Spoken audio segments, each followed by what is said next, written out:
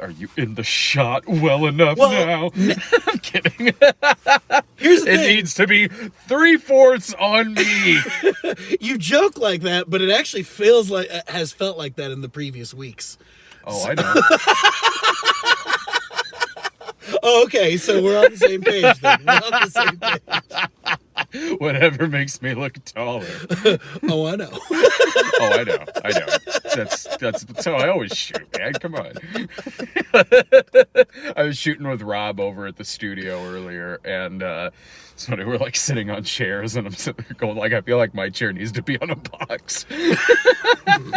Like I start out like kind of sitting up straight like that. I'm like, who am I kidding? Slouched down, like, towering over me. All right, before we get into the review real quick, in case you didn't see the My Hero Academia review that we did the other day, we got another contest going up on Patreon. So real quickly, I just want to do a little plug here for patreon.com/thecinemasnob. We'll have the link in the description and in the comments as well. You can enter a contest to win this really cool Jason Voorhees tiki mug that Jerrid and I both signed, and we got this came free with the mug too when I got it, a Upshot Now comic as well, plus the Cinema Snobs Unerotic Fantasies DVD again that we both signed. That contest is going on now over at patreon.com/thecinemasnob, so go ahead and enter that if you'd like to. But I mean, whatever. But like the anime that we went to go see the other day, here's the second animated movie we've seen in a row that seems to be really tailor-made for you. Like, because do you still do D&D? You did D&D in the totally. past. Yeah. In fact, this movie made me want to go play some more D&D. I mean, it was... You still do Warcraft? Yeah, not as much, but... The movie killed it for you. Oh, it's just lame now. No, honestly, Blizzard Entertainment killed it. Oh. Activision killed it. I don't know why I just went, oh, as if I totally understand what you're saying. Well, Activision, you know Activision. Yeah, but I don't know the context of, like, the extent I know World of Warcraft is, other than seeing you play it at the old apartment, it was probably when we went to go see that movie. And when you blew up the World of Warcraft. Oh, old Brad and Jerrid episode we did years and years ago. We had that show going on the site. So this movie seems to really speak to you. Did you have a good time with this? I did. Yeah. I thought this was a lot of fun. I thought this was cute. It was clever. It was fun. You hated it, didn't you? No, like, Okay. did you have, were there a lot of in-jokes that you were catching, No. throughout it at all, I mean, or was it pretty approachable? You Oh think? yeah, Or, yeah. like, yeah. Oh yeah, yeah, yeah. I mean, they made reference to the gelatinous cube and the manticore, which were all like D&D elements, but they weren't really like contextual or anything like that. So it was when the gelatinous cube showed up and you sat there and went, oh, the gelatinous cube. That's how I knew, like, this must be a pre-existing thing. Not that I wouldn't have been confused. No, they just foreshadowed it. Yeah. I'm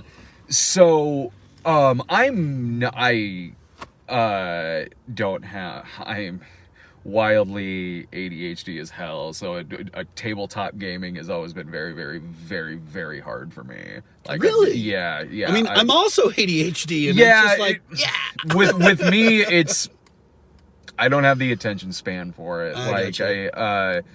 It's also, I don't know if this is really related, but it's also impossible for me to listen to, like, books on tape and things like that. But, so it's never particularly been my thing necessarily. Warcraft, I've really only seen you play. Sure. So there wouldn't necessarily be a lot of references that I would really get in this movie necessarily, or in a lot of movies that kind of deal with this. But the other night, we were having fun at the anime movie where I was sitting there going like, I don't know, then this crow shows up. There's some fun with that. This movie, however, even though, like, I'm not so much like a fantasy role-playing guy, really. I actually did really love the hell out of this movie. Oh, good. Did you think I hated it? Well, you as always, you're just very, like... coy. Yeah, you are. You're very coy, like, sure. in between getting out of the theater and to here, it's like, so, did you like it? Did you not like it? When we were at C2E2 last weekend, I was... After you had left, I was either talking to Doug or Rob, and I think it was Rob who said something like, yeah, Jerrid was saying it, goes like, that asshole never tells me anything when we leave the theater. I did not say asshole. I know. But yeah, I was like, he's just so hard to read. And like, I go like, yeah, I think it's usually because I'm screwing with him a little, because usually, I mean... when Rob and I leave a movie, we typically know what each other thought of it. Granted, I mean, we're at stuff like playing with fire, right. So it's like, why even keep this a secret? Right. But we, especially so after... you do this on purpose. I do, yeah. Especially after, like, the Star Wars review, where I just dropped that bombshell 7 minutes into that review. I effing hated this movie. No, this... just the shock that came over my face. This is a really clever movie. Like, it's a really sweet movie, too. Yeah. I had a lot of fun at this film. I really, really did. I like the backstory of it, too. I like that it's... you start out in this very kind of medieval magical setting, but then they do discover electricity and they technologically... advance to where magic is really kind of a thing of the past because they have electricity now and fire and they have cars. They live in a modern society. So they're living in this modern, again, this modern civilization, but they're orcs, they're fairies, they're centaurs and all that. Elves. It's a lot like Bright?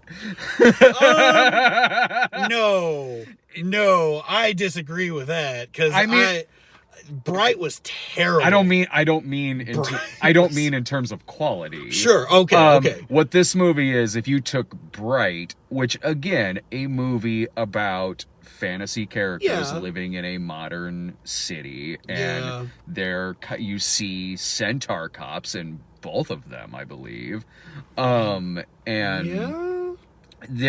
There are similarities to both. Again, God, are you gonna make me go back and watch Bright again? Right? I'm not talking about in terms of quality or tone or anything like that, because they're both different. But if you took that and crossed it with even something like the Flintstones, kind of, in that, like, not that this isn't taking place in the past. No, but they still have yeah. I mean, they never not really. They have cars. Yeah, but that's only because of their technological advancements. Well, yeah, because it's not taking place in the Stone Age. Well, I guess. Yeah. I mean, they're not doing...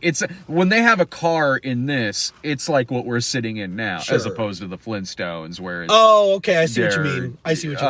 Pushing it with their feet and things like that. But like that, in this, they got a dragon pet that's like a dog. Sure, and...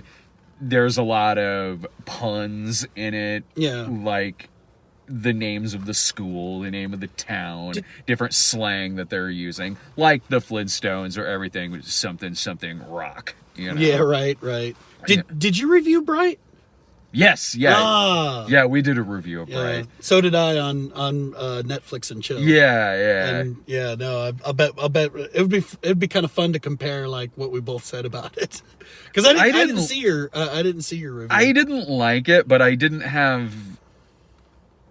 sit there hating on it. So when that movie came out, it seemed about every headline that I saw was saying worst film of the year. It was pretty bad. I'm not saying it was good. I'm just saying I saw 30 worse movies that year. Okay. Than Yeah.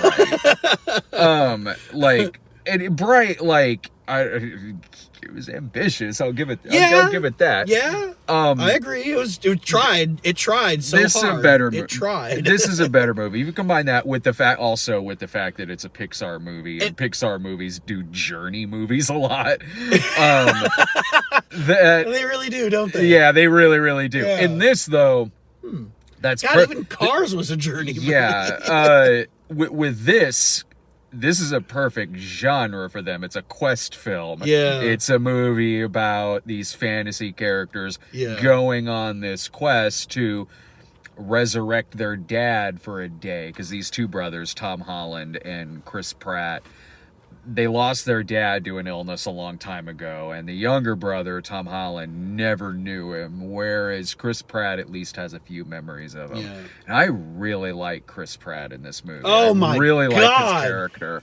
Chris Pratt is amazing. Chris Pratt is just a gem. I mean, come on. He's great in this film. This character is great. Great in just about everything. I love the optimism of this character that he's playing, that he just loves what he loves. Yeah. He's always upbeat. Yeah. He drives around in a cool van. Yeah. You know, like, I really genuinely like this character a lot. I mean, I related to this character. I can see why. Yeah.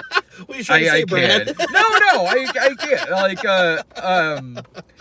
I do. Just kind of this constantly optimistic character, like wanting to go out on these adventures, and doesn't let anything really depress him, especially considering the tragedy this character has gone through. And you find out context for a lot of this, given some things that he says about his past. And there's funny stuff in it too, like when they go into the castle thinking the gem is in there, but the castle has been turned into this themed restaurant. Oh no, that was the Manticore's tavern. But yeah.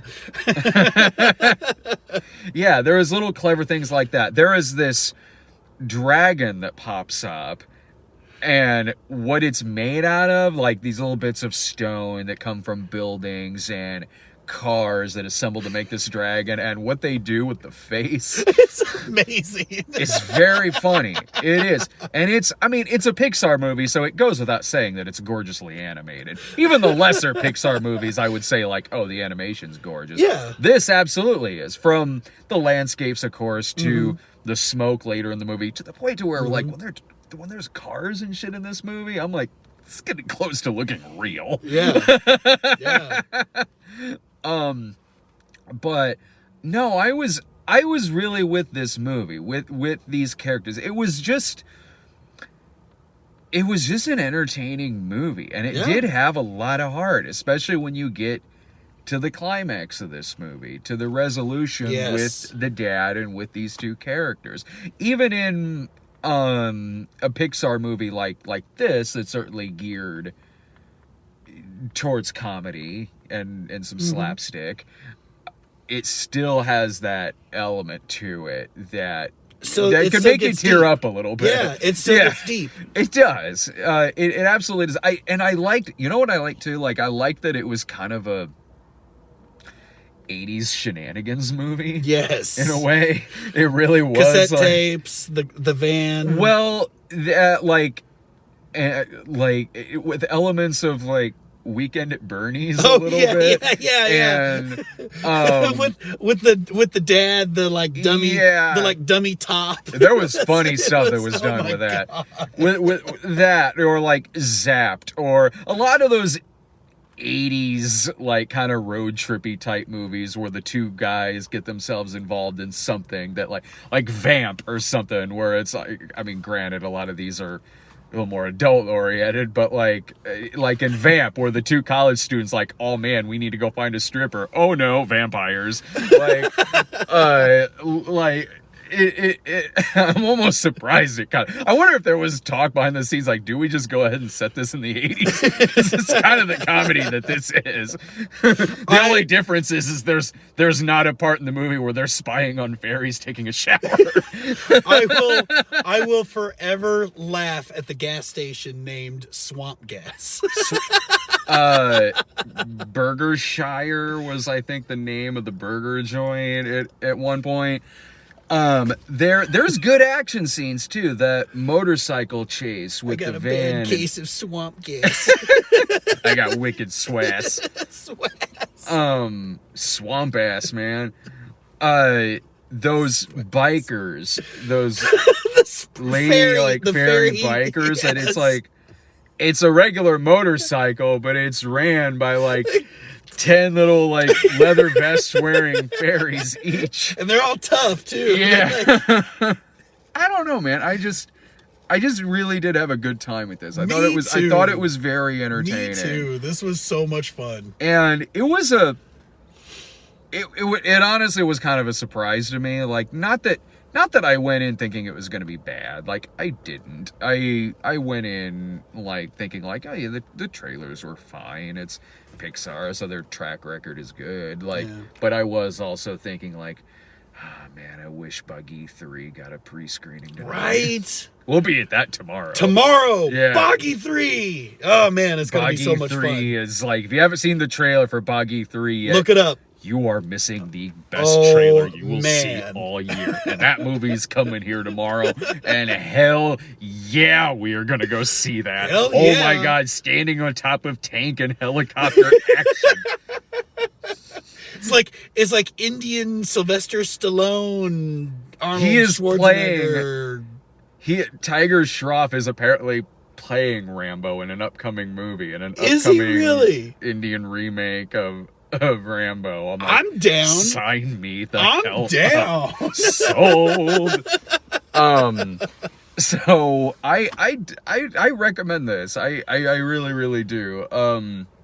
You don't have to be like a hardcore fan of whether it's D&D, whether it's Warcraft, whether it's Zelda or whatever fantasy thing you're into. Like you don't. It is.